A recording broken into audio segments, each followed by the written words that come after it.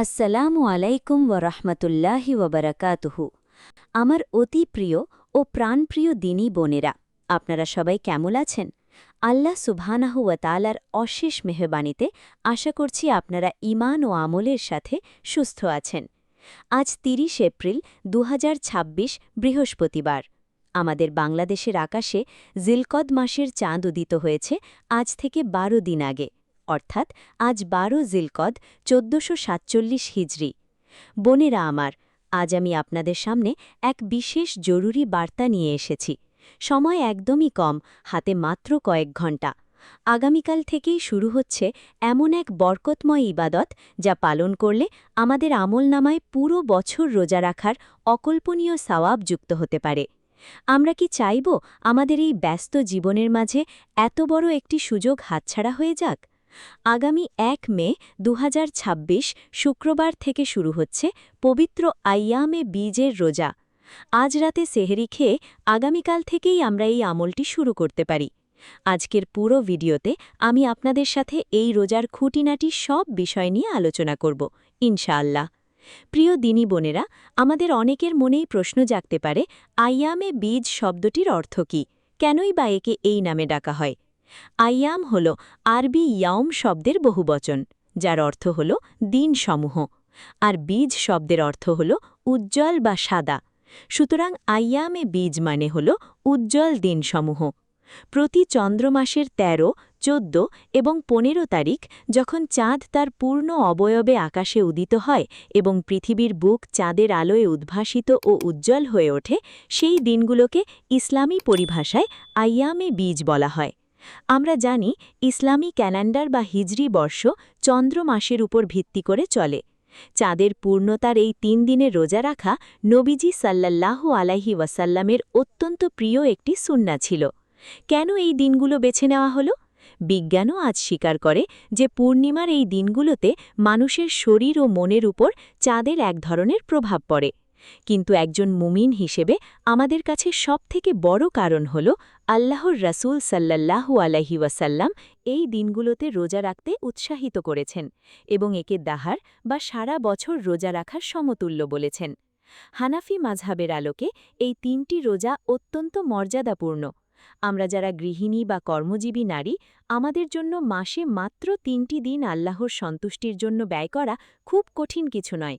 একটু ভাবুন তো বোনেরা, এই উজ্জ্বল দিনগুলোতে যখন পৃথিবী আল্লাহর দেওয়া আলোয় আলোকিত হয়, তখন রোজা রাখার মাধ্যমে আমরাও কি পারি না আমাদের কাল্ব বা অন্তরকে ইবাদতের নূর দিয়ে আলোকিত করতে? এখন আমরা জানব এই রোজার ফজিলত সম্পর্কে। প্রিয় নবীজি সাল্লাল্লাহু আলাইহি ওয়াসাল্লাম এই রোজাগুলোর ব্যাপারে ঠিক কী বলেছেন? হাদিস শরীফে এসেছে, রাসূলুল্লাহ সাল্লাল্লাহু আলাইহি ওয়াসাল্লাম সফর কিংবা বাড়িতে থাকা কোনো অবস্থাতেই এই আইয়ামে বীজের রোজা ছাড়তেন না। সুবহানাল্লাহ। সাহাবী আবু যার রাদিয়াল্লাহু আনহু থেকে বর্ণিত একটি দীর্ঘ হাদিসে এসেছে, নবীজি তাকে বলেছিলেন, হে আবু যার, তুমি যদি মাসে ৩টি রোজা রাখতে চাও, তবে মাসের ১৩, ১৪ এবং ১৫ তারিখে রোজা রেখো। বোনেরা, সবথেকে বড় সুসংবাদটি শুনুন। আল্লাহ সুবহানাহু ওয়া তাআলা পরম দয়ালু। তিনি ঘোষণা করেছেন, কেউ যদি একটি ভালো কাজ করে, তবে তাকে ১০ গুণ সওয়াব দেওয়া হবে। সেই হিসেবে আমরা যদি মাসে ৩টি রোজা রাখি, তবে ১০ গুণ সওয়াব অনুযায়ী তা ৩০টি রোজার সমান হয়ে যায়। অর্থাৎ প্রতি মাসে ৩টি রোজা রাখা মানে সারা বছর রোজা রাখার সওয়াব অর্জন করা। ভাবুন তো বোন, কেয়ামতের কঠিন ময়দানে যখন আমাদের আমলনামা পেশ করা হবে, তখন যদি দেখা যায় আমি সারা বছর রোজা রেখেছি, অথচ আসলে আমি প্রতি মাসে মাত্র ৩টি করে দিন না খেয়েছিলাম আল্লাহর জন্য, তাহলে বিষয়টি কতই না আনন্দের হবে। এটি আল্লাহর পক্ষ থেকে আমাদের জন্য এক বিশেষ উপহার। এই জিলকদ মাসটি এমনিতেই পবিত্র মাসগুলোর অন্তর্ভুক্ত, যাকে আশহুরুল হুরুম বা সম্মানিত মাস বলা হয়। এই মাসে ইবাদতের সওয়াব অন্য সময়ের চেয়ে অনেক বেশি। তাই এই সুযোগটি আমাদের লুফে নিতে হবে। অনেকেই তারিখ নিয়ে ভ্রান্তিতে পড়েন। যেহেতু আজ ৩০ এপ্রিল ২০২৬ এবং বাংলাদেশে আজ ১২ জিলকদ, তাই আমি আপনাদের জন্য ক্যালেন্ডার অনুযায়ী তারিখগুলো একদম পরিষ্কার করে দিচ্ছি। আপনারা চাইলে ডায়েরিতে লিখে নিতে পারেন বা মোবাইলে রিমাইন্ডার সেট করে রাখতে পারেন। প্রথম রোজাটি পড়েছে ১৩ জিলকদ ১৪৪৭ হিজরি, যা ক্যালেন্ডার অনুযায়ী আগামী ১ মে ২০২৬ শুক্রবার, অর্থাৎ আজ শেষ রাতে আপনাদের সেহরি খেতে হবে। দ্বিতীয় রোজাটি পড়েছে ১৪ জিলকদ ১৪৪৭ হিজরি, যা ২ মে ২০২৬ শনিবার। তৃতীয় রোজাটি পড়েছে ১৫ জিলকদ ১৪৪৭ হিজরি, যা ৩ মে ২০২৬ রবিবার। দেখুন বোনেরা, প্রথম রোজাটি পড়েছে শুক্রবার, যা নিজেই একটি বরকতময় দিন। ছুটির দিনগুলোতে ইবাদত করা আমাদের জন্য কিছুটা সহজ হয়। পরিবারকে সাথে নিয়ে বাচ্চাদের এই সুন্নার কথা জানিয়ে আমরা যদি এই ৩টি দিন রোজা রাখি, তাহলে ঘরে একটি দিনই পরিবেশ তৈরি হবে। ইনশাআল্লাহ, আল্লাহ আমাদের কবুল করবেন। প্রিয় দিনী বোনেরা, এটি শুধু একটি চ্যানেল নয়, এটি একটি মহিলা মাদ্রাসাও। আমরা চাই আমাদের এই ছোট প্রয়াস যেন আরও কোটি মানুষের কাছে পৌঁছায়। আপনারা যারা এখনও আমাদের চ্যানেলটি সাবস্ক্রাইব করেননি, তারা আজই সাবস্ক্রাইব করে এই দিনী পরিবারের অংশ হয়ে যান। আমরা একে অপরের হাত ধরে জান্নাতের পথে এগিয়ে যেতে চাই।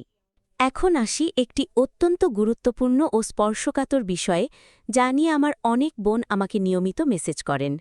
সেটি হল নারীদের বিশেষ দিন বা মাসিক চলাকালীন এই আমলটি তারা কিভাবে করবেন। প্রিয় বোনেরা, ইসলাম একটি সহজ জীবনবিধান। আমাদের শারীরিক অবস্থার কারণে যদি আমরা ১৩, ১৪ ও ১৫ তারিখে রোজা রাখতে না পারি, তবে তাতে মন খারাপ করার কিছু নেই। হানাফি মজহাবের মাসালা অনুযায়ী ঋতু চলাকালীন রোজা রাখা জায়েজ নেই, তবে এই ইবাদতের সওয়াব পাওয়ার অন্য রাস্তা কিন্তু খোলা আছে।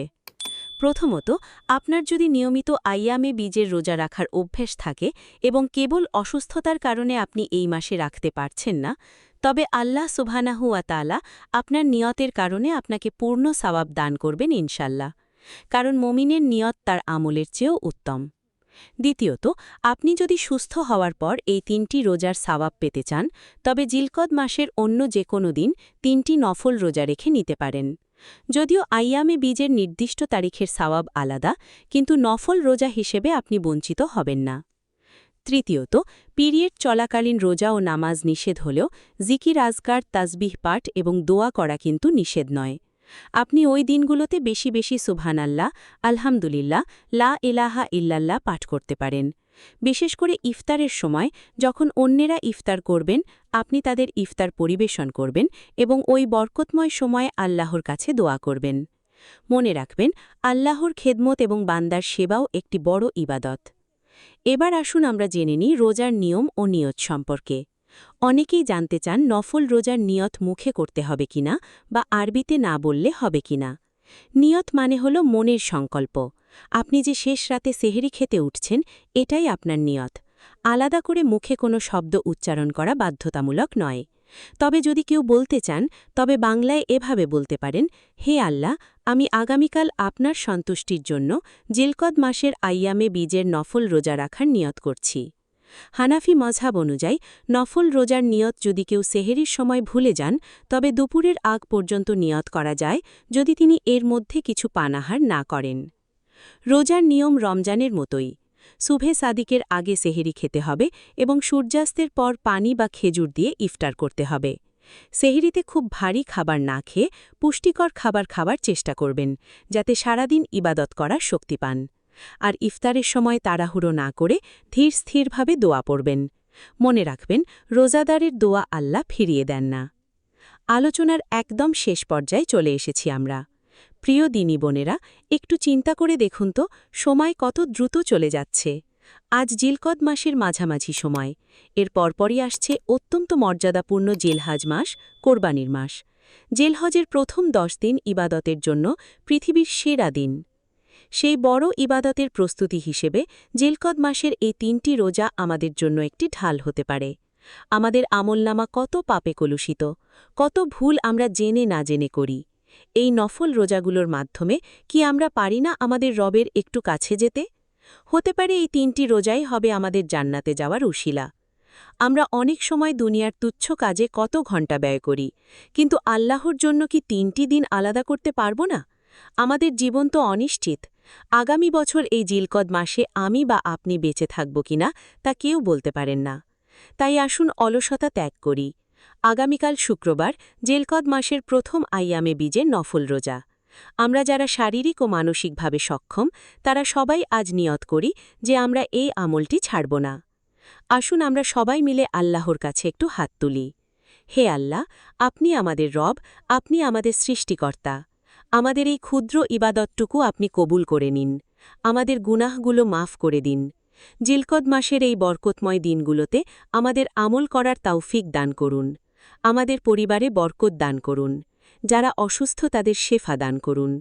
আমাদের পরকালকে জান্নাত দিয়ে সুশোভিত করুন।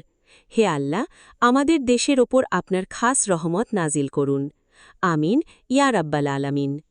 প্রিয় বোনেরা, আজকের ভিডিওটি যদি আপনাদের বিন্দুমাত্র উপকারে আসে তবে দয়া করে এটি অন্য বোনদের সাথে শেয়ার করবেন। হতে পারে আপনার একটি শেয়ারের কারণে অন্য একজন বোন রোজা রাখার অনুপ্রেরণা পাবেন এবং তার সওয়াবের একটি অংশ আপনিও পাবেন। আজ এখানেই শেষ করছি। দেখা হবে ইনশাআল্লাহ পরবর্তী কোনো গুরুত্বপূর্ণ বিষয়ে। ততক্ষণ পর্যন্ত সবাই ভালো থাকুন, সুস্থ থাকুন এবং বেশি বেশি আল্লাহর স্মরণে থাকুন। আসসালামু আলাইকুম ওয়া রাহমাতুল্লাহি ওয়া বারাকাতুহু।